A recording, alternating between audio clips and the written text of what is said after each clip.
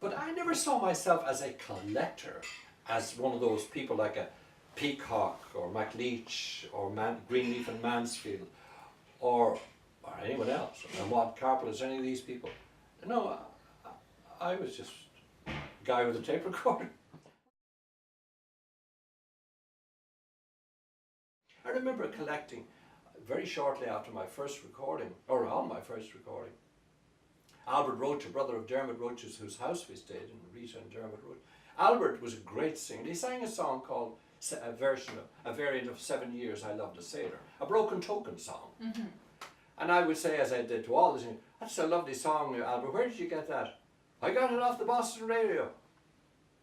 I said, did you? Oh, Friday nights you would listen to the Boston radio station, they'd have Irish music and so on. And I said, and how did you get it off the radio? He said, you know, you'd hear it a couple of times, you'd play it maybe this week and another week they'd play it again, requests or whatever. And Neil Power's wife takes shorthand. And did she write the words down for you? Oh, she did. How did you get the air, Albert? Oh, you get the air handy enough.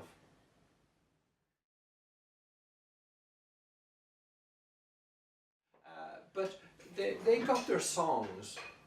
They were collecting themselves all the time.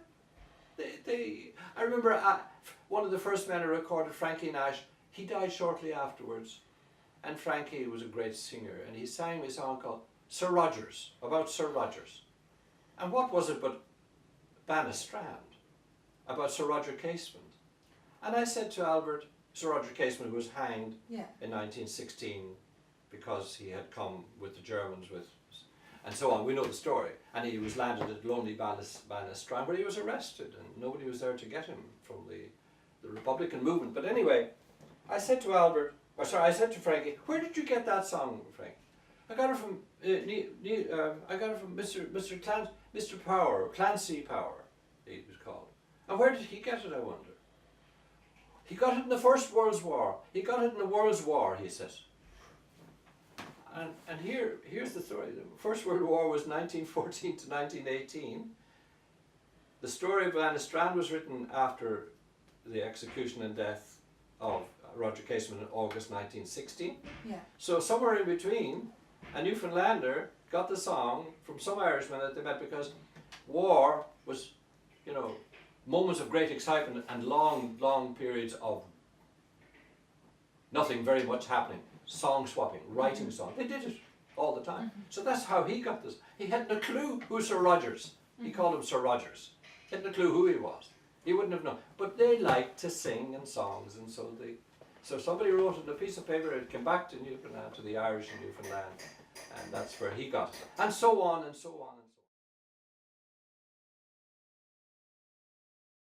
so on. One of the great repertoire songs was Anthony Power.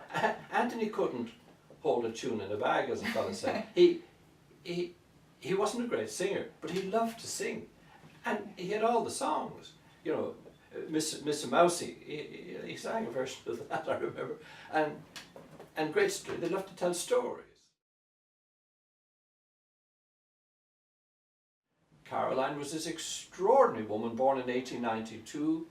She is very bright, and she was a young teacher. She took some courses or other, and she taught school. She was only a teenager, and then she was teaching in Shipcove, although she was from Branch originally, but she ended up anyway teaching in Shipcove, and she married Ned Brennan, who was an older man, a fisherman in that community, fisherman farmer type.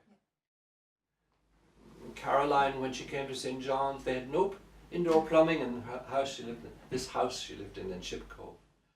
And so when she came to St. John's and stayed with us, she had a bath and luxuriated in that. And you know, it was, but she was a great lady. She was great. There was great dignity there. Great dignity, great memory, of course. This prodigious memory, remembers so many things, and very happily shared it with us. She even sang me a version of The Jolly Tinker, which was, I wouldn't say totally filthy, but it was the raw bar. And she would try to avoid one of the verses. I said to Caroline, I think, isn't there another verse? And she, oh, I'll be a holy show. You'll go playing this somewhere. And I said, I'll be a holy show. But she was a great woman. Her Waterloo songs, her Napoleon songs, her ballads of '98 songs, songs, her ditties, you know, The Man with Six Wives. And they would have, Caroline had little cuttings out of family magazines or newspapers, and she would have some of those, and she would have, she had a song sheet of Johnny Burke's, the Bard of Prescott Street, who died in the 1930s and was a great man for printing up the ballads and had the children selling them on the street. Yeah. And she had one of those, I have it there somewhere.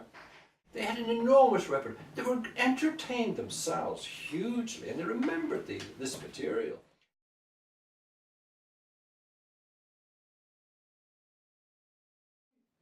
They were assiduous in collecting their material, and they sang everything, and they didn't, they'd sing anything. So what do you mean by that? They would sing the Dewey Gels of Yarra, John Joe English, you know John Joe. So he would sing, they would sing all the well-known ballad types. They would sing, as I was going to church last Sunday, you know, that's a well-known one from the north of Ireland. They would sing The Croppy Boy. They would sing Barbara Allen, whatever. They mixed everything up with 7 Years I Loved a Sailor, The Man with Six Wives, The Jolly Tinker, a ballad song, a Newfoundland Waterloo, or a Waterloo song, Bengen on the Rhine. You know, they just sang. They didn't measure things out. Anthony, that's your song, and Anthony would sing, and Ben would sing, and they would love to hear Ben singing this song, or Mr. Nash, one of the Nashes, or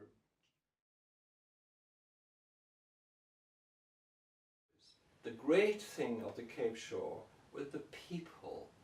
Caroline Brennan, Anthony and Mary Power, Rita and Dermot Roche, Gerald Campbell and his father, all, I could go on with a list of the people that we have already mentioned. It was that great privilege of meeting people and sharing something of their lives and getting to know them, because, you know, I was always interested in who we are and where we have come from, and the song material, the stories, the dancing. I was just simply intrigued at what happens to people who left Ireland and end up on this rock. They call Newfoundland, they call it the Rock, and they're not far wrong either. And so therefore, that great privilege of meeting with people and sharing with Caroline Brennan and John Joe English, born in the early 1890s, and meeting people from an oral tradition, which is probably the live tradition I was recording and noting there, and John Mannion had been noting, was the same culture that they had brought with them there.